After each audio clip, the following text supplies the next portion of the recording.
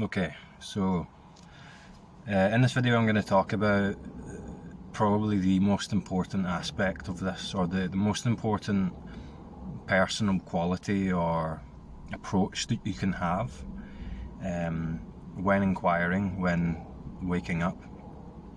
And this is something that some people aren't ready to go here yet, and some people are, and when you've gone there, it then becomes very clear in your own experience what was happening before. Why that approach before was confusing and ineffective, let's say. And it also becomes clear when observing other people. It becomes very clear. It gets clearer post-awakening, post-realization, when you're in touch with the non-conceptual aspect of experience, the non-conceptual and self-confirming nature of experience. But from that former position, when the concepts are very alluring and there's a lot of weight in them, there's a lot of importance put in them, it can be difficult to see this. So just keep that in mind when we're talking about this, because some of you watching this will fall into both categories here. So I'll also just do a little disclaimer thing and say that so that former category, when we are heavily invested in the conceptual or theoretical side of this, there's a reason for that. It gives us a sense of security, a sense of stability and control in this awakening thing. If you're not quite ready to let that go yet, if I directly point to that, it might come across as threatening, and you might be inclined to defend your conceptual understanding because there's some identity invested in it there. Again, I'm not saying that there's anything wrong with that, it's just part of the process in this. But it can be a little bit, there can be a good bit of resistance here when if I were to go to you, like you're holding on to this concept, let go of that concept. Whoever's watching might just be like, fuck you, David, I'm not letting go of my concepts. My concepts are giving me security and stability right now, and I'm not ready to do that. And that's totally fine. So what I'm going to do is I'm going to use this comment here to illustrate this. And this comment is from, hang on.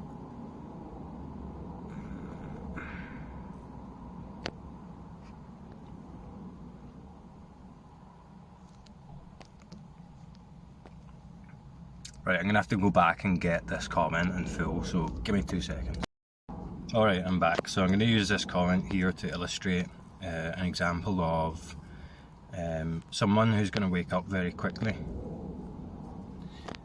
So this comment's from, go sideways again, this comment's from M837-C3U. It says, hey mate, is sticking to the basics, by the way, see if you can notice this about this commenter, see if you can notice, I'll go into it afterwards, but you'll know. Is sticking to the basics and just focusing on noticing when lost in thought. When lost in thought, be all I should do. I understand it's not a doing, but a being rather. It's like anytime I try and understand this or whatever, I just get lost in thought again, and I'm identified with the seeker. Is it really that fucking simple? Just let go / break identification with thought? Yes it is.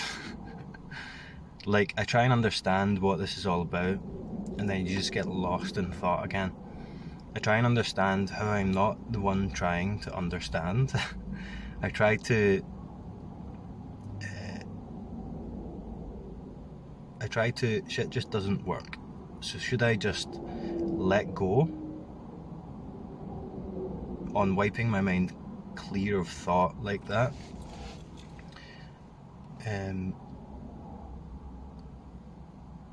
Focus NHI showed you. I'm not sure what that means. Nothing else. No attempt at trying to understand / grasp what's happening. No concepts.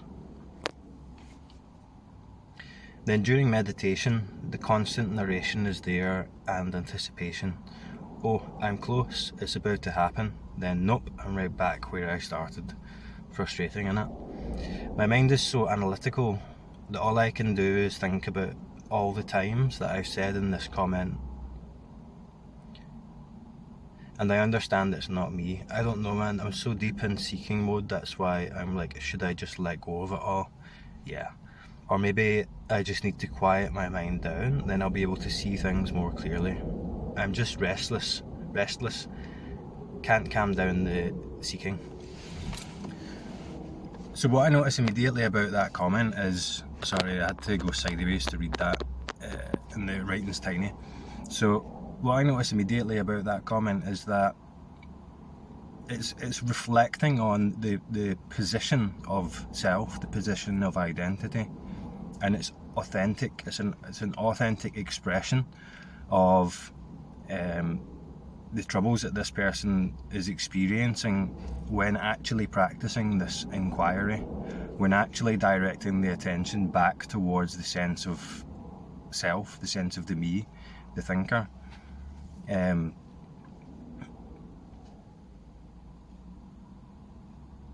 So there are, if you look through the comments, right, again, I'm not saying one's better than the other, in terms of like a value.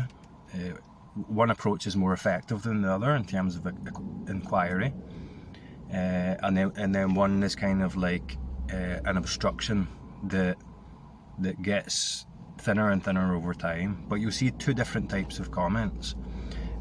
Let's say comment number one is like this.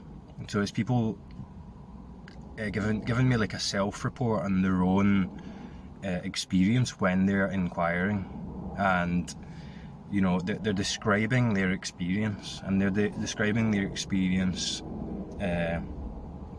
or what's happening in mind when they're inquiring, when they're looking back to see, is the thinker there? Like, what am I? Like, where am I? Who am I? So it's all based off of practice, and it's specific to that individual. You get like another type of comment where it'll be focused on some sort of fixed objective reality, or theoretical, or conceptual understanding. So it'll be things like, I'm not going to use an example for this one, but it'll be things like, so it's like this is how it is type thing, and a description of how it is in an actual fixed conceptual version of awakening or reality or so on. This is confusing, right? For these people, this channel is confusing, right? Because it seems like I'm doing that all the time. But I make a point frequently, and sometimes that's just not heard, or whoever's watching isn't ready to hear that. In like these videos where I'm saying this isn't conceptual, you need to look into your own direct experience. So these comments will be like, oh, ask me, so I heard this from someone else, is that what you mean, or is this how it is? And it seems like a useful clarification, but I'm more and more hesitant now to give the answers to this, because this isn't a conclusion, and I could be hindering your progress more by answering a conceptual question, because it's gonna, if you're inclined to listen to me, you might put importance in my opinion on it, and it might solidify that concept, making it making essentially the identity stronger. So you'll be able to, if you go through the comments, you'll see these types of comments. There is a third comment, and I feel sorry for these people that aren't even into non-duality, and like they get the algorithm punts my video to them and they click on it and they're just like, what are you talking about? What are you talking about? It just makes no sense whatsoever. And if you're not into non-duality, it doesn't make any sense. It's totally weird. So it seems like I'm probably a crazy person or something like that. But so those two different types of comments. And so one comment, we're looking out at an objective reality. We're trying to mentally comprehend this, and we think that getting more knowledge and information and theory on it is going to somehow give us control over this, or somehow stabilize, or it's like the idea behind it is that the sense of self operates through objective concepts and understanding and things that you can grasp through thought and like mental pictures and images and language and stuff like that. The other type of comment is, a lot of the time I can tell in the language they're expressing this kind of internal battle that they're having with that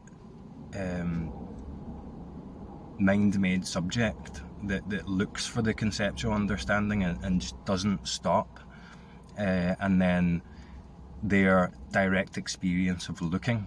So there's like a discord there between the habit force of this thinker, this subject, this me, that just continues, and you kind of realise that you can't stop it. That's not how it works. Through applying effort, you can't stop it. And when we're looking back for the subject, we initially think we're going to find something that is going to conclude or clarify this in like a knowable, controllable way. And when we start looking, we don't find anything other than thoughts. But that's the whole point. So when the mind-made self doesn't find anything, or the sense of separate self doesn't find anything, it doesn't like that. It doesn't like that because it can't hold on to something objective to stabilise itself. And we've got a lot of our kind of felt sense of security and control and so on that is invested in this objective thought-based understanding. And when that's threatened, it can come with like a fear response or like a loss of control, something like that. The sense of separate self doesn't like it when it can understand what's going on, and that's why it can be quite difficult to let go of the conceptual version of this up to a point, because that self can't let go. It can't do that. It can't choose to do that or do that through effort. It happens by continually looking with curiosity and authenticity back at yourself, what you feel like you are. And there can be, emotional uprisings that come from that, because it can be sensed as a threat to the separate self. It's confusing and kind of unknown territory, and intuitively you can sense that this is, if you're inquiring properly, or when I inquired properly, there was the sense of the power of this. There was the sense intuitively of what I was actually looking to answer through inquiry, and it was a question of death. It was a deep existential thing. So you can intuitively sense that, and when you sense that, you kind of sometimes you're like, whoa, okay, and the mind scrambles to grab onto the concepts. So the person that wrote this comment, I can tell, can wake up quickly, because everything's it sounds skillful to me, it sounds authentic, it sounds like you're actually doing the inquiry, looking in the right place and noticing things about your experience, and that tells me that you're doing the right thing, so to speak. That tells me that this can clarify quickly for you, because you're no longer distracted by the conceptual version of this. When we're caught up in the conceptual version of this, we're looking right past that sense of separate self. We're looking from there. We're ignoring it if we're caught up in the conceptual or objective thought-based version of this. It's like a distraction. It's kind of like, this is just an analogy, right? But it's like looking forwards rather than looking back. It's like looking in the wrong direction type thing. We need to go within and then feel it out. Feel what this sense of self feels like. Try and find it. Where is it? Try and clarify. Is it there? What am I? What am I that can't stop thinking? What am I that is aware of the thoughts, or aware of the intention that's behind this inquiry? So, alright, I had to cut there. But I'll go back to the comment now. So,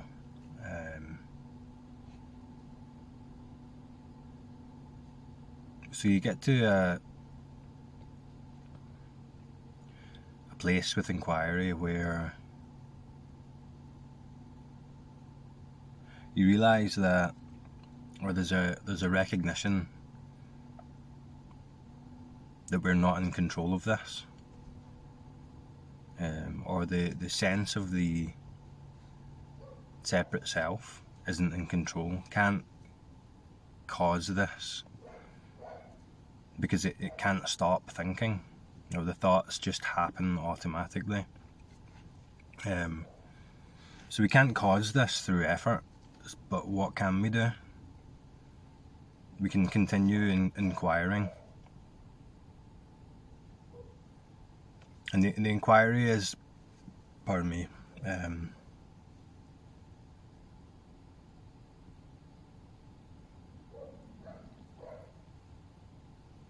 clearer seeing, a realization of a less limited, less kind of boxed in experience of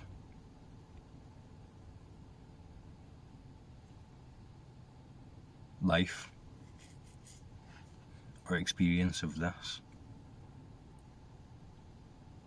And the separation, the enclosed small identity is dismantled, so to speak, by authentically looking at the thought experience, or what is suggested in thought about what I am, or the way things are, or my experience of myself. So like the commenter said, it is really simple, because we're reattuning our attention away from the content of thought, or what's suggested in thought, which has to do with complexity, objectivity and time, and we're reattuning our attention to direct experience, to the immediate experience of thought, not what thought's talking about, not the content of thought, or what it's suggesting or assuming about myself, or the way it is, or what this is.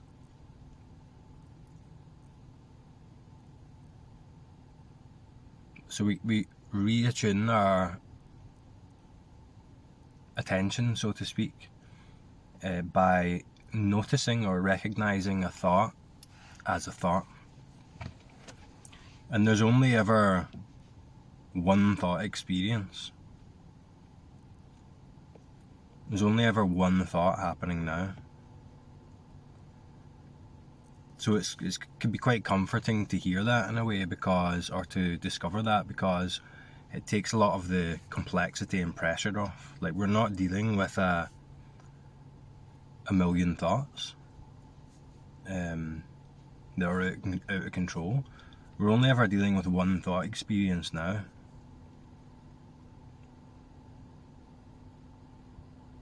So if this seems complicated and distant, or if there seems like there are lots of thoughts or lots of distractions, then some part of us is buying into what thought is suggesting about my experience. When we look at the immediate experience of thought, we see that there's only ever one thought happening on its own. It's not even one thought, it's just a thought experience happening now, doing its own thing.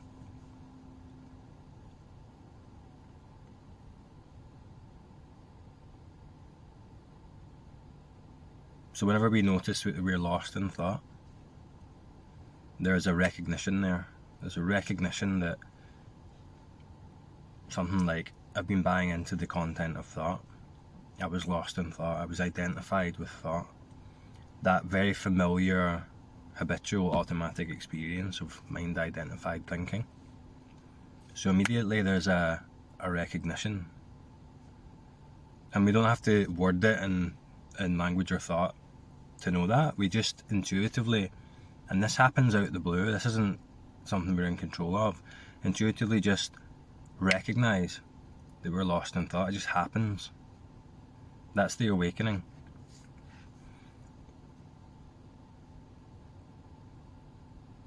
So that first distancing from this mind-identified self is recognizing I'm lost in thought. So then there's a chance there. There's almost like I guess I could say choice there.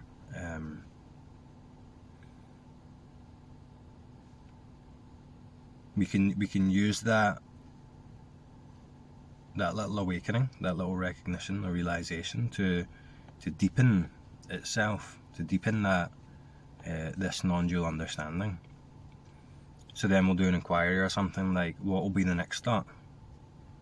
And when we ask what will be the next thought, we're looking at our direct thought experience, the actual experience of thinking or thought, not what the thought is suggesting about what's going on here and who and what I am.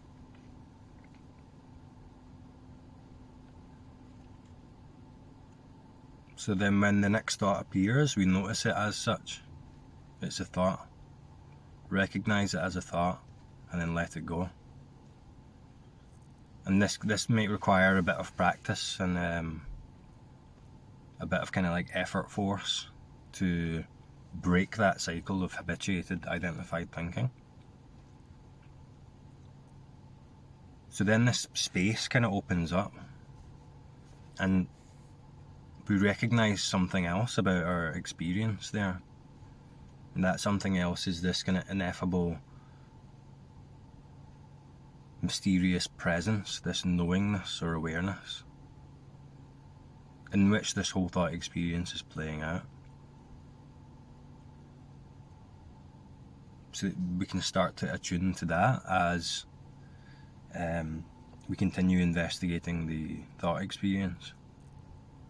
We might get lost in thought sometimes, and then that recognition comes about. But it's started now. And if we're really sincere and honest with ourselves and are really curious to look and see what's going on here, this can unfold really quickly.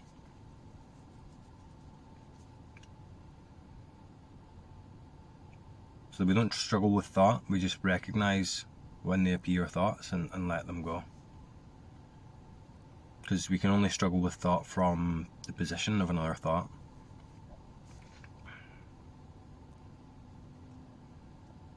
So then we can start to direct the attention back towards the sense of what I am that's doing this inquiry, whilst being in touch with this presence, this knowing awareness in which this whole experience is playing out.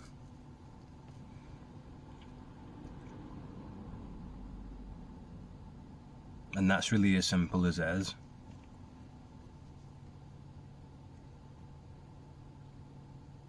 There are hidden thoughts that don't appear to be thoughts, just appear as a feeling of what you are. They seem like you. But as we continue disidentifying from thoughts, these will be uncovered as merely thoughts. And the main function being the assumption of me as the thinker, me as the separate experiencer, me as the central character, that which all these thoughts relate and refer back to. When we look for that self, we don't find it. All we find really is a context that gives rise to this felt to be real assumption.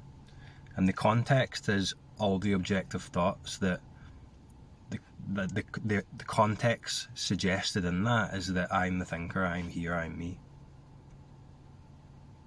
But when we look for that one, we don't find it.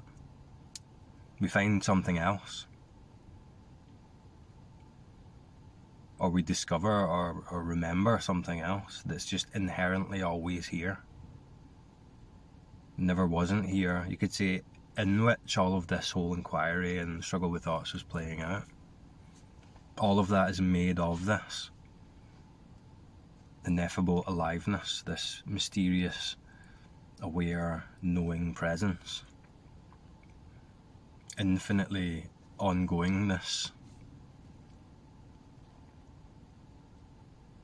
And when we can recognise that in our experience and we can attune to that, we have the option there to orient or attune to that presence. And then things get much, much simpler, much easier. Then the whole illusion of the mind-identified subject can kind of come into view, probably a bad way to put it, come into view for what it is, which is just a bunch of thoughts. Like the subject, the me, the thinker that was assumed in the context, suggested and assumed in the context of the way the thoughts were talking. It becomes clear it's just not there at all. And then when you see what you're not, what you are becomes clear.